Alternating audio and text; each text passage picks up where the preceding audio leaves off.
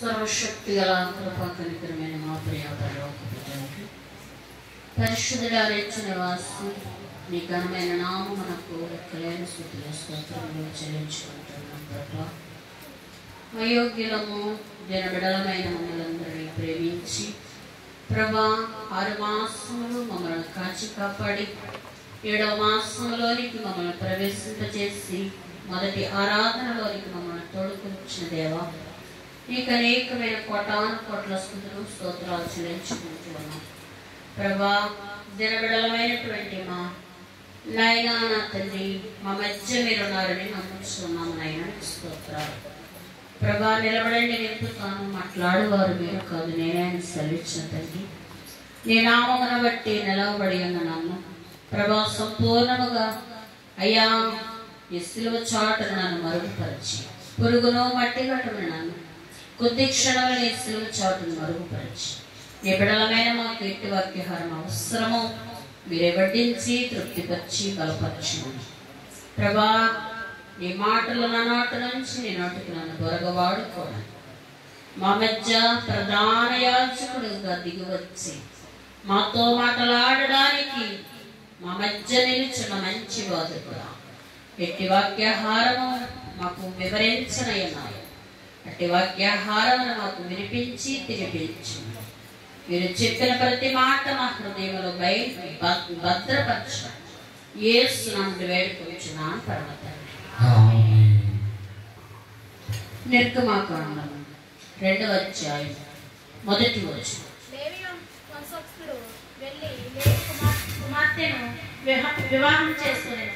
ఆ స్త్రీ గర్భవతి అయి కుమారుని కని వాడు సుందరయుండుట చూచి 3 నెలలు వాడిని దాచెను. కూడి ఉన్నటువంటి దైవ జనాంగమా, దైవాశీర్వాదములు మనందరిపై ధారాళంగా కుమ్మరించబడును గాక.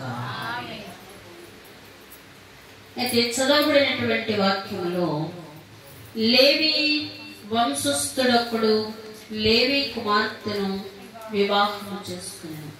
ఆ స్త్రీ గర్భవతి అయి కుమారుని కనివాడు సుందరుడై ఉండుట చూచి 3 నెలలు వాణ్ణి దాచాను. తరువాత ఆమె వాని దాచలేక వాని కొరకు ఒక జమ్ము పెట్టి తీసుకుని దానికి జిగట మన్నును కీలును పూసి అందులో ఆ పిల్లవాడిని పెట్టి ఏటి ఒడ్డున జమ్ములో దానిని ఉంచగా. కాబట్టి దైవ జనాంగమా, 6 మాసములు మనలందరినీ త్రియేక దేవుడు కాచి కాపాడారు. 7వ మాసంలోనికి మనలందరినీ ప్రవేశింపచేశారు. 7వ మాసంలో ఈ మొదటి ఆదివారంలో ప్రభు సన్నిధానములోనికి, ప్రభు బల యొద్దకు మనలందరినీ దేవాది దేవుడు తీసుకుని వచ్చారు. అయితే దైవ జనాంగమా, ఇక్కడ గొప్ప భక్తుడైనటువంటి ప్రవక్త అయినటువంటి ఇశ్రాయేలుకి దేవుడు అని చెప్పినటువంటి దేవాది దేవుడు ఈ యొక్క మోషే గారిని ఇశ్రాయేలుకు నాయకుడిగా దేవుడు ఏర్పాటు చేశారు.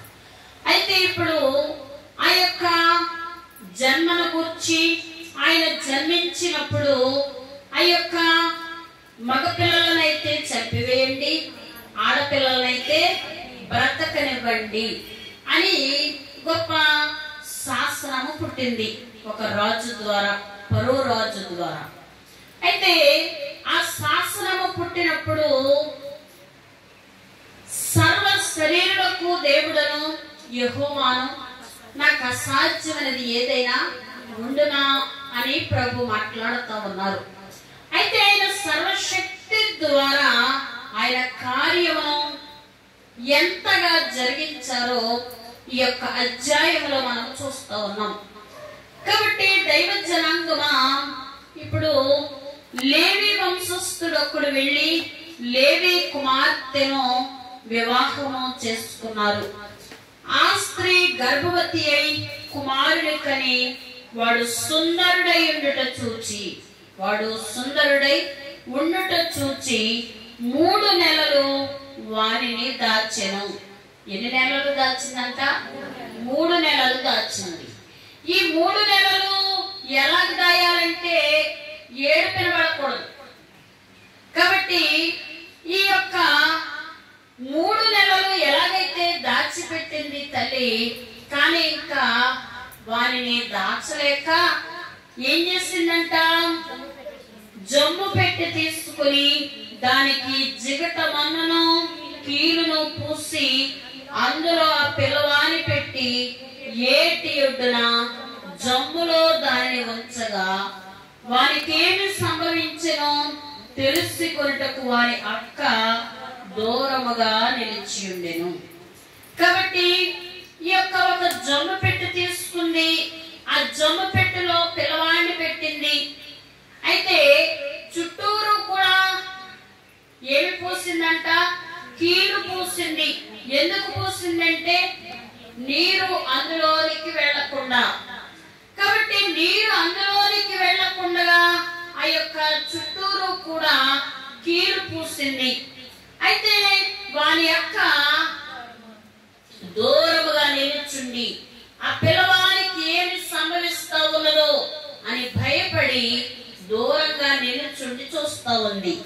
అయితే దైవ జనాంగమా, ఈ యొక్క ఫరో కుమార్తె ఆ యొక్క ఏటికి స్నానము చేయడానికి వచ్చింది. దైవ సంకల్పం చూసారా? కాబట్టి ఈ యొక్క స్నానము చేయడానికి వచ్చింది. ఆ యొక్క జమ్ము పెట్టెలో ఉన్నటువంటి పిల్లవాడే ఏడుస్తా ఉన్నాడు. అయితే ఏంటి అని ఆ యొక్క పిల్లవాని ఏడుపు విని ఆ యొక్క పిల్లవాన్ని ఆ పెట్టె తీసింది. చదివినప్పుడు ఫరో కుమార్తె స్నానము చేయుటకు ఏటికి వచ్చెను. ఆమె పనికెత్తులు ఏటి ఒడ్డున నడుచుచు ఉండగా ఆమె రాచులోని ఆ పెట్టెను చూచి తన పనికెత్తనొకతను పంపి దాన్ని తెప్పించి తెరచి ఆ పిల్లవాని చూచినప్పుడు ఆ పిల్లవాడు ఏడ్చుచుండగా వాని యందు కనికరించి వీడు హెబ్రీల పిల్లలలో నొక్కడనెను. ఇప్పుడు తన తండ్రి అయినటువంటి ఫరో గారు ఏం చెప్తా ఉన్నాడు, మగ పిల్లలను చంపేయమంటా ఉన్నాడు.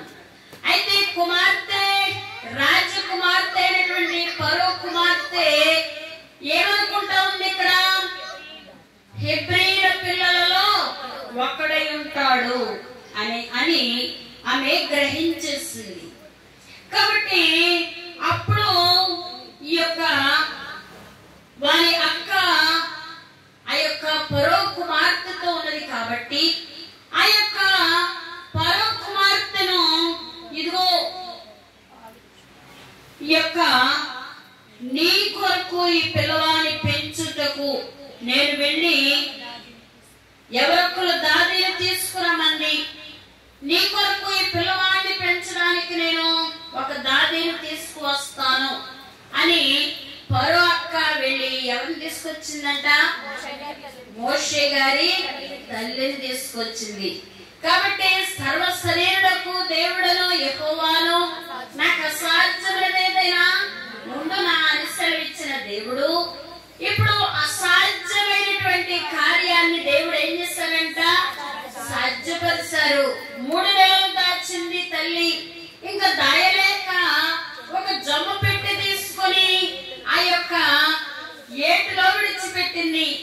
అయితే ఏటిలో విడిచిపెట్టినప్పుడు ఈ యొక్క ఫరో కుమార్తె స్నానానికి వచ్చినప్పుడు ఆ పిల్లవాని ఏడుపు వినబడతా ఉంటే ఆ పిల్లవాన్ని తన పరికెత్తన పంపి పైకి తీయించింది.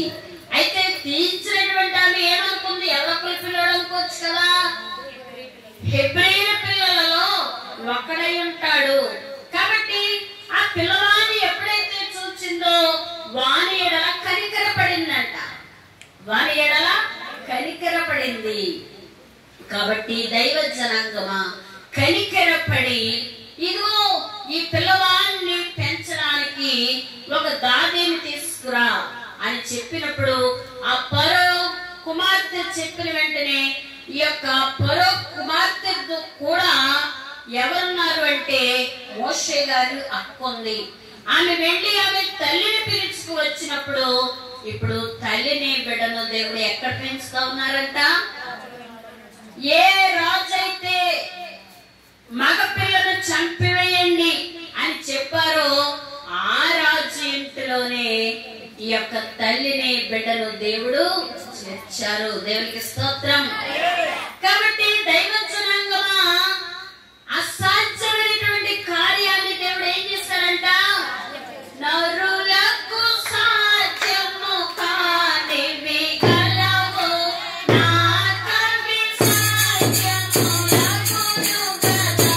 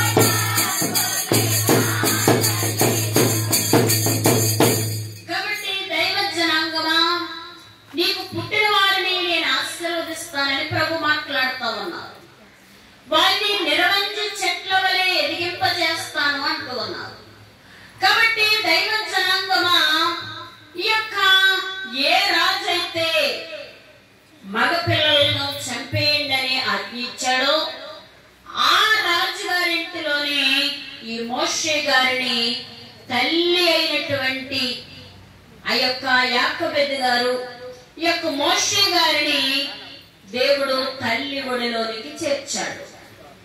ఏ భయము లేకుండా, ఏ భీతి లేకుండా, ఏ అదురు లేకుండా, ఏ బెదురు లేకుండా ఇప్పుడు ఎవరు పోషిస్తా ఉన్నారు? ఎవరు పోషిస్తా ఉన్నారు? రాజకుమార్తె పోషించచ్చు అన్నది. రాజకుమార్తె పోషించచ్చు అన్నప్పుడు ఇప్పుడు రాజుగారు చూచాడు. కానీ తీసుకొచ్చింది ఎవరు ఇక్కడ? పరో కుమార్తె. ఈ పరో కుమార్తె తీసుకొచ్చింది కాబట్టి ఇంకా ఆయన ఏమీ మాట్లాడలేదంట. కాబట్టి దైవ జనాంగమా, నేను చేయలేనివన్నీ నీవే చేసి పెట్టినావు. నేను చేయలేనివన్నీ నీవే చేసి పెట్టినావు.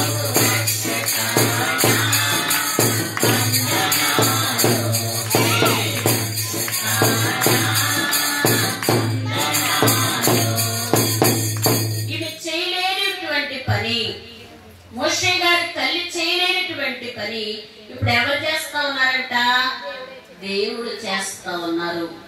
కాబట్టి దైవ జనాంగమా, ఇలాగున దేవుని కార్యములు చాలా గొప్పవై ఉన్నవి, చాలా ఘనమైనవై ఉన్నవి. కాబట్టి దైవజనుడైనటువంటి మన ఆత్మీయ తండ్రి దేవదాసయ్య గారు అన్న మాట ఏంటినంటేనంట, ఈ యొక్క మోషే గారిని పెంచడానికి దేవుడు తల్లికి జీతం ఇప్పించారంట. అలాగే ఈ మోషే గారిని, మోసే తల్లిని ఇప్పుడు రాజకుమార్తె ద్వారా పోషించారు. కాబట్టి దైవ జనాంగమా, నీకు విరోధముగా రూపొందించిన కేవిత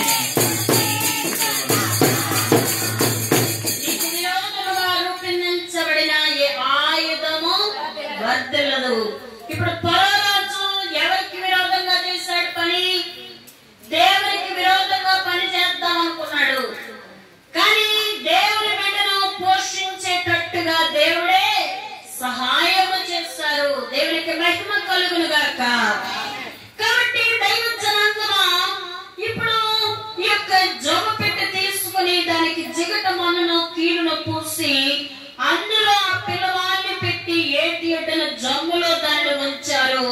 అయితే వానికి ఏమి సంభవించను చూస్తా ఉంది. అయితే దేవాది దేవుడు ఘనమైనటువంటి కార్యమును జరిగించినట్లుగా మనం తెలుసుకున్నాము. అయితే దైవ జనాంగమా, ఇప్పుడు ఏ నదిలో వదిలిపెట్టారు మోషే గారిని? నైలు నదిలో. నైలు నదిలో మోషే గారిని విడిచిపెట్టినప్పుడు ఈ యొక్క నైలు నదిలో ఏమున్నాయి అంటే మొసళ్ళు ఉన్నాయి, అలాగే కీటకములు ఉన్నాయి. కాబట్టి భయంకరమైన కీటకాలు ఉన్నాయి. వాటన్నిటి నుండి దేవాది దేవుడు సురక్షితంగా కాపాడారు. అలాగే నైలు నది లాంటి లోకంలో ఉన్నటువంటి మనమందరము కూడా క్రైస్తవ పెట్టెలో మనమందరం ఉన్నాము. క్రైస్తవ సంఘం అనేటువంటి పెట్టెలో మనం ఉన్నాము. కాబట్టి క్రైస్తవ సంఘం అనేటువంటి పెట్టెలో ఉన్నటువంటి మన చుట్టూ ఇప్పుడు ఏమున్నాయి అంటే మొసళ్ళు ఉన్నాయి, అలాగే కీటకాలు ఉన్నాయి, అలాగే అనేకమైనటువంటివి ఉన్నాయి. ఎప్పుడు ఎలాగో పాడు చేద్దామా అని చూస్తా ఉన్నటువంటి ఈ నైలు నది లాంటి లోకంలో మనం ఉన్నప్పుడు ఆనాడు పౌలు యొక్క అక్క కనిపెట్టి చూడని కానీ పరిశుద్ధాత్మ తండ్రి అక్కడ కార్యము జరిగించారు. అలాగే మనలను దేవుడు కాచి కాపాడుతూ ఉన్నారు. నిన్ను కాపాడువాడు కునుకడు, నిద్రపోడు, యెహోవాయే నిన్ను కాపాడువాడు అని సెలవిచ్చిన రీతిగా ఇప్పుడు నైలు నది లాంటి ఈ లోకములో క్రైస్తవ సంఘం అనేటువంటి ఈ వాడలో ఈ పెట్టెలో మనల నుంచి మన చుట్టూ ఆనాడు జమ్మి పెట్టి చుట్టూ ఏం పూసారు? కీలు పూసారు. అలాగే ఇప్పుడు మనం ఉన్నటువంటి క్రైస్తవ సంఘము చుట్టూ, అలాగే క్రైస్తవ సంఘం అనేటువంటి వాడలో ఉన్నటువంటి మన చుట్టూ, పెట్టెలో ఉన్నటువంటి మన చుట్టూ పరిశుద్ధాత్మ అనే కీలును పూసారు. దేవునికి స్తోత్రం. కాబట్టి ఈ కీలును పూసినప్పుడు నీరందులోనికి రాదు. కాబట్టి ఈలాగున మనలను దేవాది దేవుడు ఆ యొక్క పరిశుద్ధాత్మ అనే కీలును పూసి ఈ లోకంలో మొసళ్ళ నుండి, దుష్టుడి నుండి, దుష్ట కార్యాల నుండి కాపాడుచు ఉన్నారు. కాబట్టి దైవ జనాంగమా, ఆనాడు తండ్రి గారు అన్నట్లుగా 3 మాసములు జీతమిచ్చి పెంచారు, జీతమిప్పించారు. ఎవరికి? తల్లికి. కాబట్టి పోషించారు. అలాగే లోకంలో ఉన్నటువంటి మనలను దేవాది దేవుడు తల్లి ఒడిలో పెట్టుకొని మొదలుకొని నేను నిన్ను రూపించాను, నువ్వు నా మాట వినమంటూ ఉన్నారు. కాబట్టి తల్లి ఒడిలో పెట్టినది మొదలుకొని నేను నిన్ను రూపించాను. మనకు రూపం ఎవరిచ్చారు? దేవుడిచ్చారు. గర్భఫలము యెహోవా ఇచ్చు బహుమానం. కాబట్టి ఈ యొక్క బహుమానాలుగా దేవుడు ఈ లోకంలోనికి మనలందరినీ పంపించారు. పంపించినటువంటి దేవుడు మనల్ని ఎక్కడ పెట్టుకుని మనలను దాచి కాచి కాపాడుతా ఉన్నారు అంటే ఆయన ఒడిలో పెట్టుకుని, చూడము నా ఎర్ర చేతుల మీద నిన్ను చెక్కి ఉన్నాను, నా ప్రాకారములో నిన్ను నిలిపి ఉన్నాను. కాబట్టి దైవ జనాంగమా, పరిశుద్ధాత్మ అనేటువంటి ప్రాకారమును మన చుట్టూ ఉంచారు. ఈ పరిశుద్ధాత్మ అనేటువంటి ప్రాకారమును మన చుట్టూ ఉంచి, ఆయన మాట అనేటువంటి ప్రాకారమును మన చుట్టూ ఉంచి దుష్టుడి నుండి మనల్ని విమోచించు ఉన్నారు. మొసళ్ళ నుండి మనల్ని కాపాడుచు ఉన్నారు. కీటకాల నుండి మనలను కాచి కాపాడుచు ఉన్నారు. మహోన్నతుని చాటున నివసించువాడే సర్వశక్తుని నీడను విశ్రమించువాడు. కాబట్టి దైవ జనాంగమా, మనమందరము కూడా ఇప్పుడు ఎక్కడున్నాము అంటే మహోన్నతుని చాటున ఉన్నాము. అలాగే క్రైస్తవ సంఘం అనేటువంటి వాడలో ఉన్నాము. ఈ క్రైస్తవ సంఘం అనేటువంటి వాడలో ఉన్నటువంటి మనము ఇప్పుడు ఎక్కడికి వచ్చేసాము అంటే మనము సిద్ధపడవలసింది, మనకు కావలసింది ఇచ్చేది మనకి ఏంటని తెలుసుకుంటా ఉన్నాం ప్రతి వారం. చేయాలి దైవ సన్నిధి చేయాలి.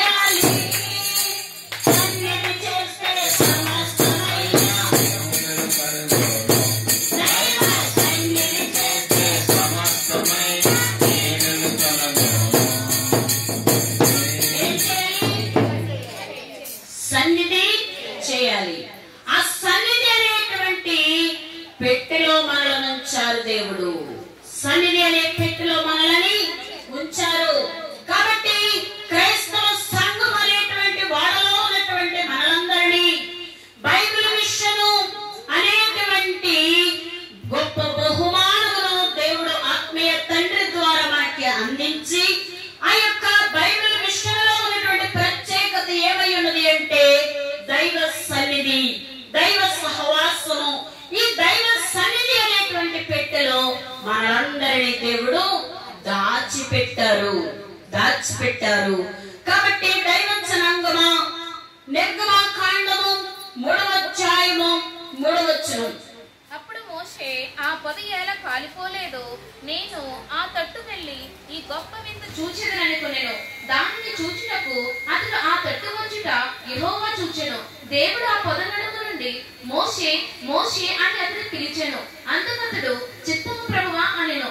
అందుకు ఆయన, దగ్గరికి రావద్దు, నీ పాదముల నుండి నీ చెప్పులు విడుము, నీవు నిలుచున్న స్థలము పరిశుద్ధ ప్రదేశము అనెను. చదువు. మరియు ఆయన, నేను నీ తండ్రి దేవుడను, అబ్రహాము దేవుడను, ఇస్సాకు దేవుడను, యాకోబు దేవుడని చెప్పగా మోషే తన ముఖమును కప్పుకొని దేవుని వైపు చూడవెరిచెను. కాబట్టి దైవ జనాంగమా, ఇప్పుడు 3వ అధ్యాయములో మనకి ఏం కనబడుతూ ఉన్నది అంటే, ఏం కనబడుతూ ఉందంట? ఎక్కడ కనబడుతూ ఉంది పొద? ఏం కనబడింది అంటే పొద కనబడింది. ఎక్కడ కనబడింది?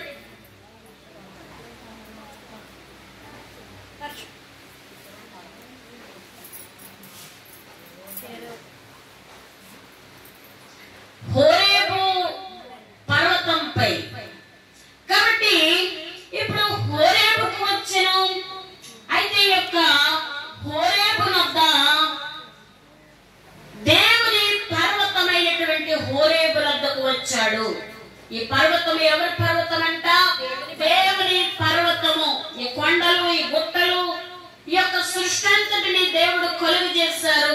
అయితే ఆయన సృష్టిగా కొలువు చేసినటువంటి ఈ హోరేబు పర్వతం మీదకి దేవుని పర్వతమైన హోరేబు వద్దకు వచ్చారు. అయితే వచ్చినప్పుడు ఈ యొక్క దేవదూత గారు ఒక పొదనడిని అగ్ని జ్వాలలో ఎవరు కనబడుతున్నారంట? యెహోవా దూత అక్కడ ప్రత్యక్షమైను. యెహోవా దూత అక్కడ ప్రత్యక్షమైను. అతను చూచినప్పుడు అగ్ని వలన ఆ పొద మండుచుండెను గాని పొద కాలిపోలేదు. ఏంటంట? పొద మండుతా ఉంది, కానీ ఆ పొదలో నుంచి మంట వస్తా ఉంది, కానీ పొద కాలిపోవట్లేదు. అయితే ఈ యొక్క వింతేంటో చూద్దాము అని ఆ యొక్క మోషే గారు అక్కడికి వెళ్ళినప్పుడు దేవుడు వెంటనే ఆయన పిలుస్తా ఉన్నారు. మోషే మోషే, నీవు నిలుచున్న స్థలము పరిశుద్ధ ప్రదేశము. కాబట్టి నీవు నీ కాళ్ళకున్నటువంటి చెప్పులను విడిచిపెట్టు అని దేవాది దేవుడే స్పష్టంగా మాట్లాడుతూ ఉన్నారు. కాబట్టి దైవ జనాంగమా ఇంకా ఏమంటా ఉన్నారు అంటే, నేను అబ్రహాము దేవుడను, ఇస్సాకు దేవుడను, యాకోబు దేవుడను. కాబట్టి నేను నీ తండ్రి దేవుడను, అబ్రహాము దేవుడను, ఇస్సాకు దేవుడను, యాకోబు దేవుడనైన యెహోవాను. కాబట్టి దైవ జనాంగమా, ప్రభువు ఇక్కడ మోషే గారికి బయలుపరుస్తూ ఉన్నారు. నేను నీ తండ్రి దేవుడను, అబ్రహాము దేవుడను, ఇస్సాకు దేవుడను, యాకోబు దేవుడునైన యెహోవాను అని అంటుంటే, ఈయన ఏం చేస్తారంట? తన ముఖమును కప్పుకొని దేవుని వైపు చూడవెరచెను. అంటే దేవుని వైపు చూడడానికి భయపడుతూ ఉన్నారు. కాబట్టి దైవ జనాంగమా, ఇప్పుడు ఆ యొక్క దేవుని పర్వతమైనటువంటి ఆ హోరేబుకు వచ్చినప్పుడు అక్కడ ఒక పొద ఉంది. ఆ పొద మండుతా ఉంది, కానీ కాలిపోవటం లేదు. కాబట్టి ఆ యొక్క పొదలో నుండి మంట వస్తా ఉంది, కానీ మంట వస్తే ఆ యొక్క పొద కాలిపోద్దా లేదా? కానీ ఇక్కడ ఏం జరుగుతా ఉంది? కాలిపోవటం లేదు, పొదలో నుంచి మంట వస్తా ఉంది. అయితే దేవుని జనాంగమా, ప్రియవధువు సంఘమా, ఈ యొక్క లోకములో ఉన్నటువంటి మనమందరం మనం పచ్చగా ఉంటాం. ఈ లోకాగ్ని అయితే కాల్చివేస్తే మాడి మస్ అయిపోతుంది, కానీ దేవుని అగ్ని చేత మనము కాల్చబడినప్పుడు మనమందరము పచ్చగా ఉంటాము. కాబట్టి దైవ జనాంగమా, ఈ యొక్క నీవు దగ్గరికి రావద్దు అని మోషే గారితో చెప్తా ఉన్నారు. కాబట్టి ఈ యొక్క దగ్గరికి రావద్దని చెప్తా ఉన్నారు. ఇది పరిశుద్ధ ప్రదేశము అంటూ ఉన్నారు. దేవుడు 7వ దినమున ఆశీర్వదించి పరిశుద్ధపరిచారు. ఈ పరిశుద్ధపరిచినటువంటి ఈ యొక్క ఆదివారపు ఆరాధనలోకి మనమందరం ఎలా రావాలంట? పరిశుద్ధముగా ఆచరించడానికి జ్ఞాపకం ఉంచుకోమన్నారు. కాబట్టి మనమందరం ఎలా రావాలి? పరిశుద్ధంగా రావాలి, పరిశుద్ధంగా రావాలి. సజీవ శ్రీ యేసుని సందర్శించుటకై, సజీవ శ్రీ యేసుని సందర్శించుటకై హృదయ శరీరము ఆనందము తెను, హృదయ శరీరము ఆనందము తెను, నాయంతరంగము ఆశించెనాలో, నాయంతరంగము ఆశించెనాలో. నీ మందిరావరణములో ఒక దినము గడుపుట వేయి దినాల కంటే బహు శ్రేష్టమాయె, వేయి దినాల కంటే బహు శ్రేష్టమాయె. కాబట్టి సజీవ శ్రీయేసుని సందర్శించడానికి హృదయము, శరీరము, మనలో మన అంతరంగము సంతోషించాలి.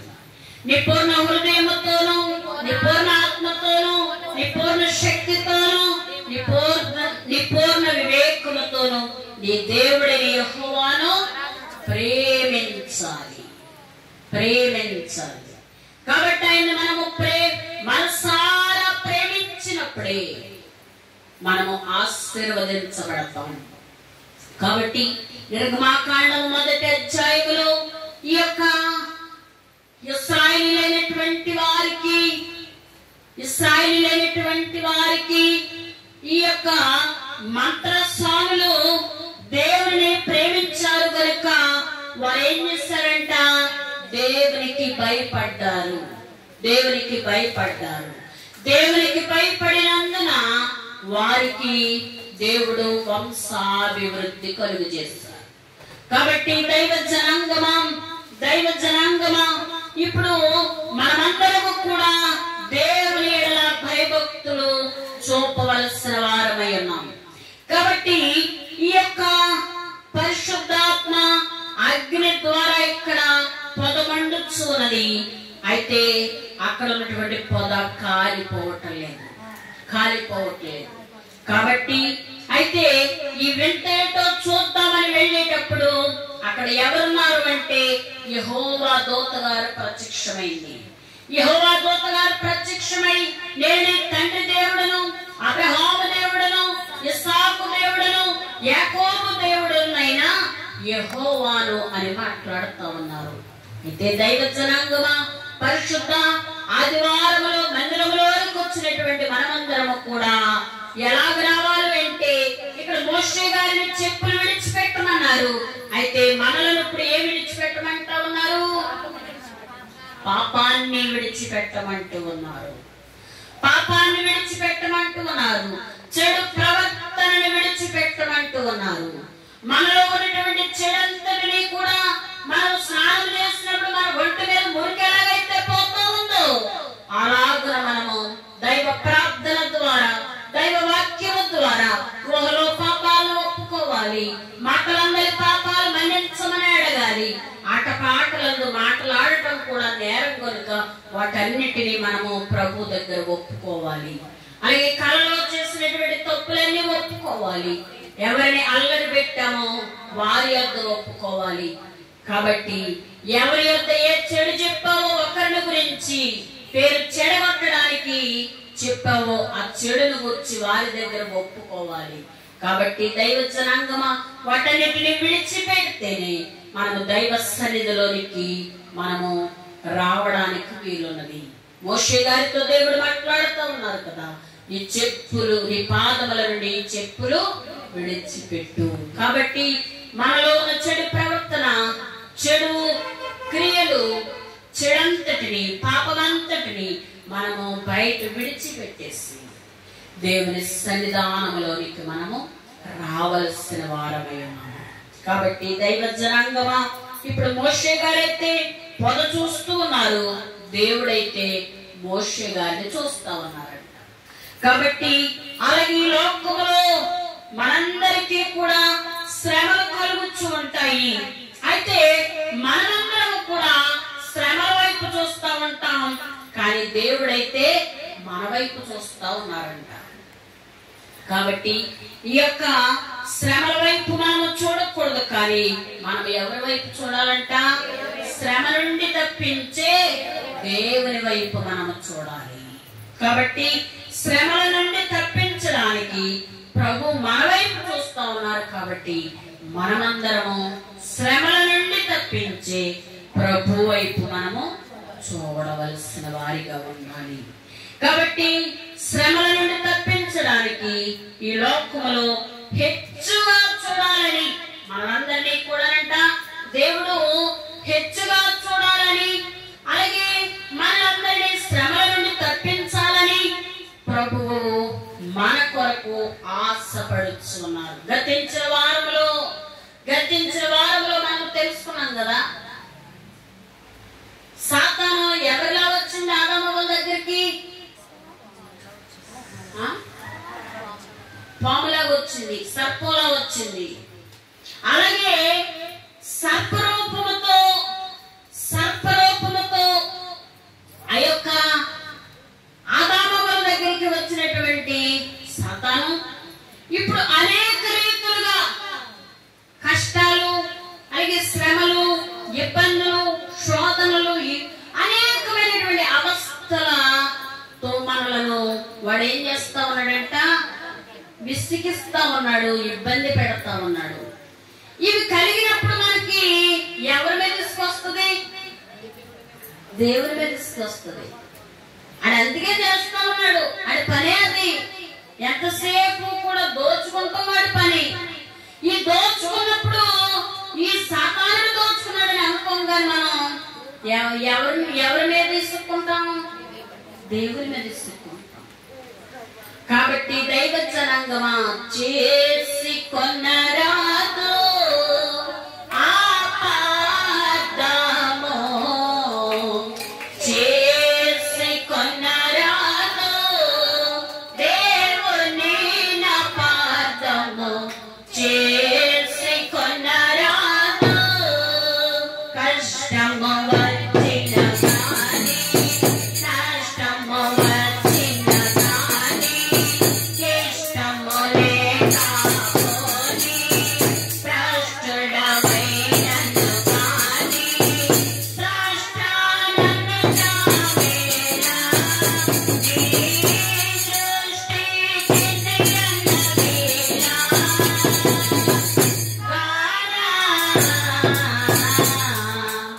చేసి కొనరాదు దేవుని పాదము, చేసి కొనరాదు. కష్టం వచ్చినా, నష్టం వచ్చినా, ఇబ్బంది వచ్చినా, ఏమొచ్చినా కానీ మనము దేవుని అపార్థము చేసుకుంటే అది హాని అంటున్నారు దైవజనుడు. దేవుని అపార్థము చేసుకుంటేనే హాని. కాబట్టి దేవుని మనము అపార్థము చేసుకోకూడదు, కానీ దేవుని వైపు మనము చూడాలి. ఇప్పుడు దానియేలు గారు ఉన్నాడు. దానియేలు గారు ఉంటే ఈ దానియేలు గారిని ప్రార్థన చేస్తా ఉన్నారని, ఇదిగో ఆ ప్రార్థన చేసేస్తా ఉన్నాడు ఆ దానియేలు. కాబట్టి రాజా, నువ్వు ఒక శాసనం పుట్టించు, ఎవరైతే ప్రార్థన చేస్తున్నారో వారిని అసింహాల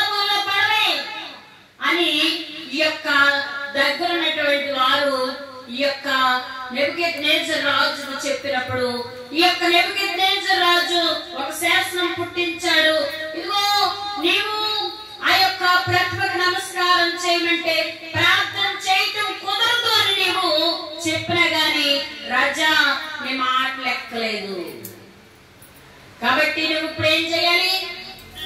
సింహాసనంలో పడవేయాలి అని ఆ యొక్క రాజు గారికి చెప్పారు.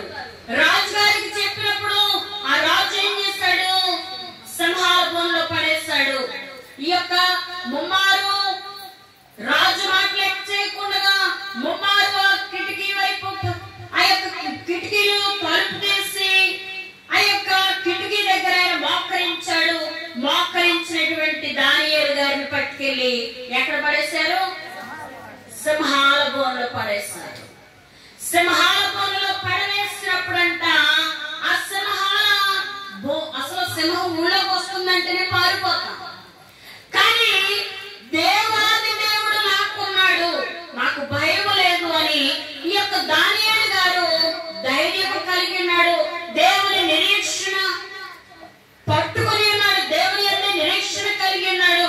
అయితే ఎప్పుడైతే ఈ దానియేలు గారిని పట్టుకెళ్ళి సింహాల గుహలోకి విసిరివేశారో ఈ సింహాల గుహలోకి విసిరివేశారో ఈ సింహాలంట దానియేలు గారిని విసిరివేసినప్పుడు దెబ్బ తగలకుండా వీపు పట్టిని అంట. దేవునికి స్తోత్రం.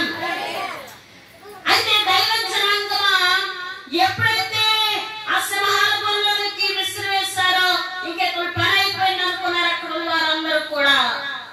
అయితే ఆ యొక్క రాత్రంతా కూడా ఆ సింహాల గుహలో ఉండి ఆ యొక్క దానియేలు గారు ప్రార్థన చేస్తా ఉన్నారు. అయితే ప్రార్థన చేస్తా ఉంటే ఈ రాజుకి నిద్ర పట్టలేదు.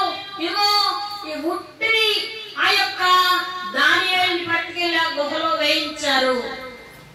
అయితే ఆ యొక్క నమ్ముకున్నటువంటి దేవుడే అతన్ని కాపాడాలి అని అనుకుంటా ఉన్నాడు. అయితే తెల్లవారింది. తెల్లవారిన తరువాత తెల్లవారాక ఆ సింహాల గుహ దగ్గరికి వెళ్ళి దానియేలు దుఃఖ స్వరముతో దానియేలు అని పిలిచారంట. అయితే జీవము కలిగినటువంటి దేవుని సేవకుడైన దానియేలు ఏం దేవుడంట? జీవము కలిగినటువంటి దేవుని సేవకుడైన దానియేలు నిత్యము నీవు సేవించుచున్న నీ దేవుడు నిన్ను రక్షించగలిగడా అని అతన్ని అడిగారు. అందుకు దానియేలు రాజు చిరకాలము జీవించును గాక నేను నా దృష్టికి నిర్దోషిగా కనబడితిని గనుక ఆయన తన దూతను పంపించి సింహములు నాకు ఏ హానియు చేయకుండా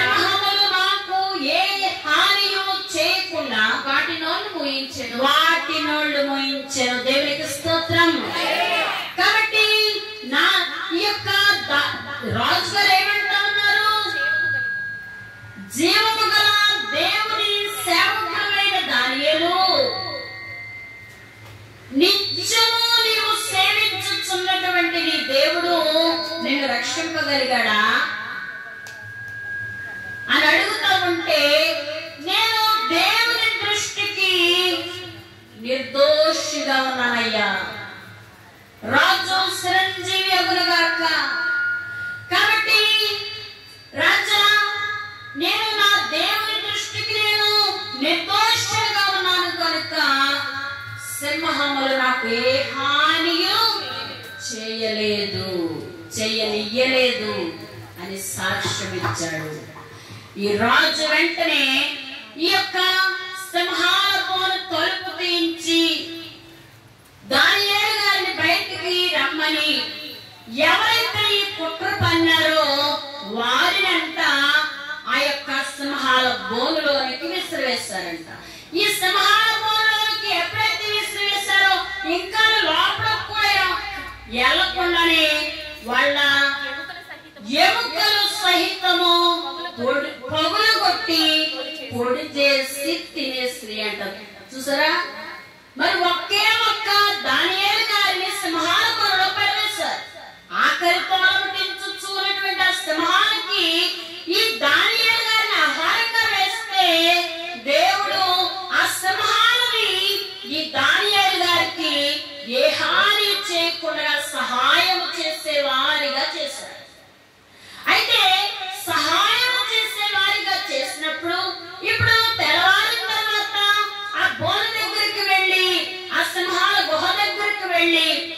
దానియేలు నిత్యము నీవు సేవించుచున్నటువంటి దేవుడు నిన్ను రక్షింపగలిగాడా అని అడుగుతా ఉంటే ఆయన ఏమంటా ఉన్నాడు? నేను దేవుని దృష్టికి నిర్దోషుని కనుక ఈ సింహాలు నాకు ఏ హాని చేయకుండా నన్ను కాపాడిని అంటూ ఉన్నారు. కాబట్టి దైవ జనాంగమా, ఇప్పుడు ఈ కుట్ర పనిని వారిని ఆ గుహలో వేసినప్పుడు వారు అలాగే ఉన్నారా? ఏమయ్యారు? వారి ఎముకలు సహితం పొగులు కొట్టి పొడి చేసిన వేసి అంటారు. సింహాల పోనైనాను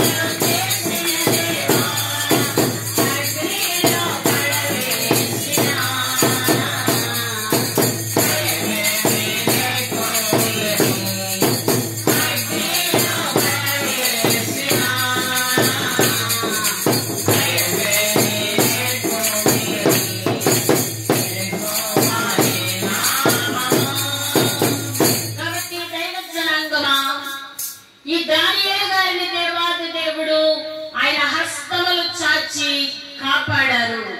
అలాగే రెండవదిగా శద్రకు మేషకు అబేద్నెగోలు కూడా ఈ యొక్క రాజు నిలవబెట్టినటువంటి ప్రతిమకు నమస్కారం చేయకపోతే లోకమందుండు సర్వరాష్ట్రీయులైన వారు, సర్వజనులైనటువంటి వారు ఇదిగో ఈ యొక్క రాజు నిలవబెట్టినటువంటి ప్రతిమకు మాత్రమే నమస్కారం చేయాలి. అయితే ఎవరైతే నమస్కారం చేయలేదో వారిని ఎక్కడ పడవేస్తానని చెప్పాడు? అగ్నిగుండంలో పడవేస్తానన్నాడు. అయితే ఈ శద్రకు మేషకు అబేద్నెగోలు నువ్వు పడవేసినా పర్లేదు, మా దేవుడు రక్షించగలిగినటువంటి సమర్థుడు, ఒకవేళ రక్షించకపోయినా సరే కానీ మేము మాత్రం నీ ప్రతిమకు నమస్కారం చేయమన్నాడు. అయితే ఈ రాజుకి వెంటనే కోపం వచ్చింది. కోపం వచ్చి ఆ యొక్క గుండము అగ్నిగుండము ఏడంతలుగా వేడి చేశాడు. ఈ శద్రకు మేషకు అబేద్నెగోల్ని ఆ యొక్క అగ్నిగుండములోనికి విసిరివేయించాడు. విసిరివేయించినప్పుడు ఎవరైతే విసిరివేశారో వారి మీదకి ఆ జ్వాలలు వచ్చి వారి మీద పడి వారు కాలి బూడిదైపోయారు. అయితే దైవ జనాంగమా, ఇప్పుడు వీరే బూడిదైపోయారంటే అప్పుడు అందులో పడవేయబడే వారు ఇక మాడి మసైపోయి ఉంటారని ఈ రాజు చాలా ఆశ పెట్టుకున్నాడు. అయితే ఆ యొక్క అగ్నిగుండం దగ్గరికి వెళ్ళాడు, చూశాడు. అందులో ఎంతమంది కనబడతా ఉన్నారంట? నలుగురు కనబడతా ఉన్నారు. నలుగురు కనబడతా ఉంటే ఇదిగో మంత్రి గారిని పిలిచాడు, అక్కడ ఉన్న వారిని పిలిచాడు. మనము ఎంతమందిని పడవేసాం? ముగ్గురినే కదా, మరి నలుగురు ఉన్నారేంటి? ఆ యొక్క నాలుగో వారి రూపము దేవతల రూపాన్ని పోలియమేంటి అని అడుగుతా ఉన్నాడు. అయితే శద్రకు మేషకు అబేద్నెగోలు వారులారా, మహోన్నతుని సేవకులారా, ఇక్కడ దానియేలు గారు ఏమని అన్నారు? జీవము కలిగినటువంటి దేవుని సేవకుడు. ఇప్పుడు శద్రకు మేషకు అబేద్నెగోలు ఏమంటూ ఉన్నారు? మహోన్నతుని సేవకులారా, మహోన్నతుని సేవకులారా, మీరు బయటికి రండి అంటే ఈ శద్రకు మేషకు అబేద్నెగోలు అనేటువంటి వారు ఏం చేశారంట? అగ్నిలో నుండి బయటకు వచ్చారు. అగ్నిలో నుండి బయటకు వచ్చినప్పుడు వారి వస్త్రాలు వాసన చూస్తా ఉన్నారు, వారి దేహాలు వాసన చూస్తా ఉన్నారు, అలాగే వారి వెంట్రుకలను వాసన చూస్తా ఉన్నారు. అయితే ఇవన్నీ వాసన చూసేటప్పుడు అయితే వారికి అగ్ని వాసన అనేటువంటిదే రాలేదు. అగ్ని వాసన వస్తుందా, కనబడకుండా చెప్తా. కాబట్టి దైవ జనాంగం వారి అనుమానం. అయితే ఇప్పుడు ఈ యొక్క ఏ రాజైతే అందులో పడేస్తాడో, అగ్నిలో పడేస్తాడో, ఆ రాజు ఇప్పుడు ఏమంటా ఉన్నాడు? వీరి దేవుడే పూజారుడు. వీరు ఎవరైతే ఆశ్రయించారో ఆయన తన దూతలు పంపించి వారిని రక్షించారు. కాబట్టి ఈ దేవుణ్ణి ఎవరైతే దూషిస్తారో వారి ఇల్లు ఏం చేయబడుతుందంట? పెంట కుప్పగా చేయబడద్ది. కాబట్టి మీరందరూ ఇప్పుడు ఎవరిని స్తుతించాలి, ఎవరిని ప్రార్థించాలి? ఈ శద్రకు మేషకు అబేద్నెగోల యొక్క దేవుడిని మీరు పూజించాలి. పూజనీయుడు యేసయ్యా, హల్లెలూయా.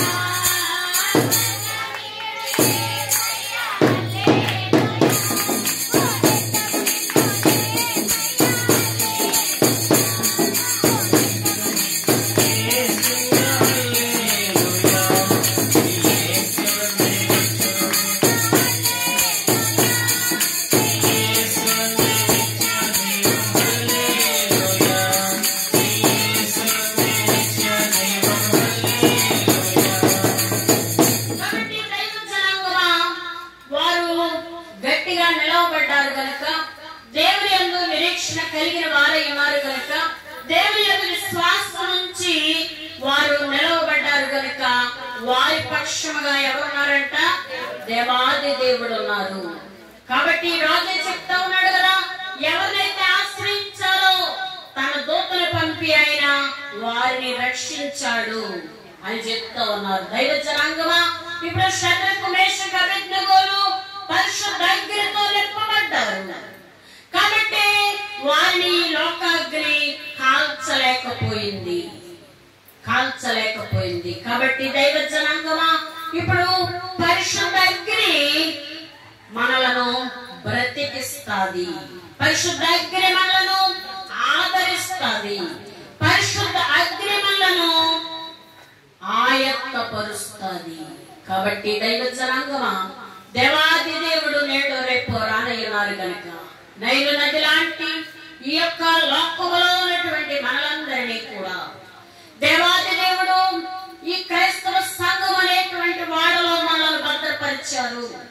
దైవ సన్నిధి అనే పెట్టెలో మనము దాచబడ్డాము. దాచబడినటువంటి మనలందరినీ కూడా పరిశుద్ధాత్మ తండ్రి ఆయన పరిశుద్ధాత్మ అగ్నితో మనలను నింపుతూ ఉన్నారు. కాబట్టి ఈ పరిశుద్ధాత్మని అగ్ని చేత నింపబడినటువంటి మనలందరినీ కూడా ఈ లోకములో ఉన్నటువంటి శ్రమలు అనేటువంటి అగ్ని కాల్చలేదు. వ్యాధి అగ్ని కాల్చలేదు. శోధనని అగ్ని కాల్చలేదు. సర్పరూపముతో ఆనాడు ఆది తల్లిదండ్రుల దగ్గరికి సాతాను వచ్చింది. అలాగే అనేక రీతులుగా మన దగ్గరికి వస్తా ఉంది. ఆ వచ్చేటువంటి సాతానుని మనమందరము ఏం చేయాలి అంటే దైవ సన్నిధానంలో దేవుని వైపు చూడాలి.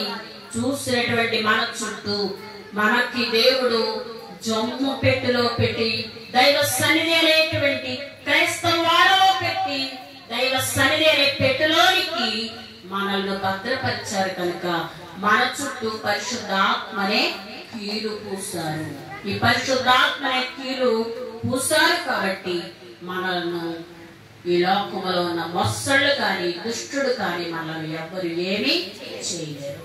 పిచాచి పూర్ణ బలము నాతో పెనుగులాడ జడియును నశించి శాత్రుగణము దేవ్ నాజ్ఞ వలన మడియును. అభయ అభయ అభయ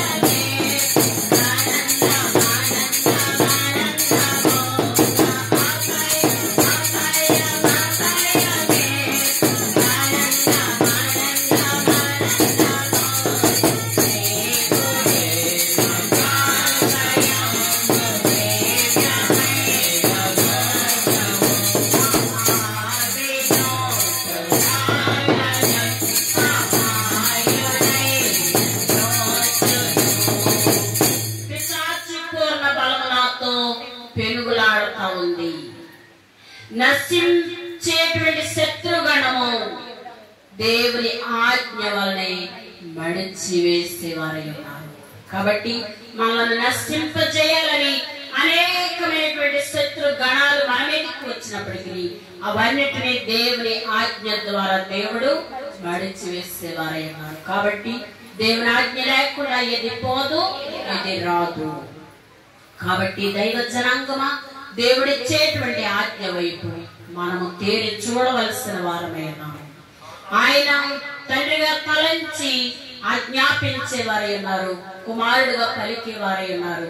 పరిశుద్ధాత్మగా మనలందరినీ ఆదరించి మనకు కావలసినటువంటి సహాయాన్ని ఆత్మరూపగా అంతరంగ నివాసి అందరిలో తానే ప్రయాసపడి మనకి కావలసిన విజయాన్ని ఇచ్చేవారే.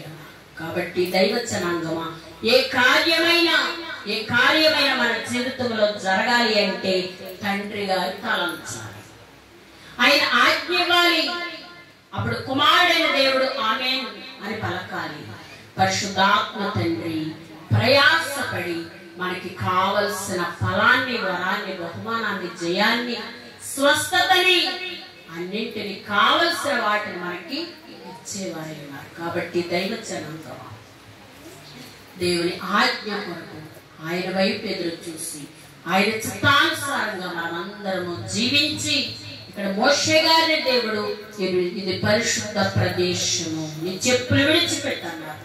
కాబట్టి మనమందరము కూడా మనలో ఉన్నటువంటి చెడంతటిని బయట వదిలిపెట్టి వేసి దేవుని సన్నిధానంలోనికి పరిశుద్ధముగా ఆయనను ఆరాధించడానికి ఆయన దగ్గరకు వచ్చి ఆయన బల దగ్గరకు ప్రవేశించిన వారులారా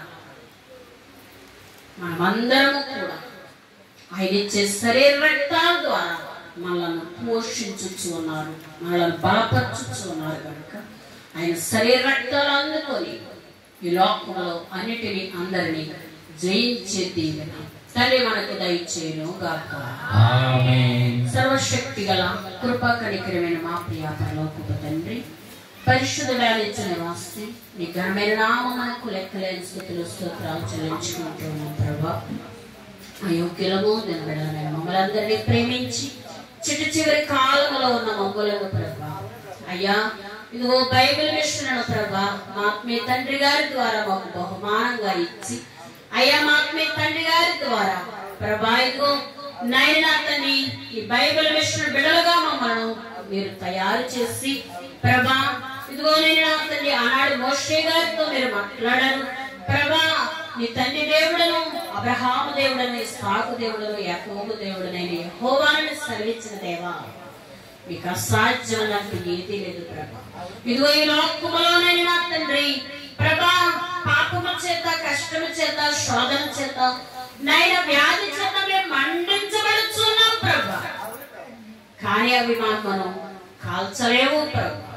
నైనా ఎందుచేతనంటే అయ్యా నీ పరిశుద్ధాత్మని అగ్ని చేత మమ్మల్ని నింపి ప్రభా మమ్మల్ని ఏది చేయకుండా, చేయలేకుండా కాచి కాపాడుచున్న దేవానికి స్తోత్రం. నీ పరిశుద్ధాత్మ అగ్ని చేత మమ్మల్ని అందరినీ నింపి ప్రభా, నీ పరిశుద్ధాత్మ అగ్ని చేత మమ్మల్ని బ్రతికించి, ఆదరించి, ఆశీర్వదించి, కావలసిన వరాలు, ఫలాలు, బహుమానములు ఇచ్చి నేడో రేపు మధ్యాకాశంలోనికి రానయ్యున్నారు కనుక మమ్మల్ని అందరినీ కొనిపోవడానికి రానయ్యున్న తండ్రి, మమ్మల్ని మా జనాంగములను మీరాక కాయత్తము చేయండి. నమ్మలేని వారికి నమ్మికను, నమ్మిన వారందరినీ నీ రాజ్యంలోనికి చేర్చుకున్నాను. యేసు నామమున వేడుకొంచున్నాను పరమ తండ్రి. ఆమేన్.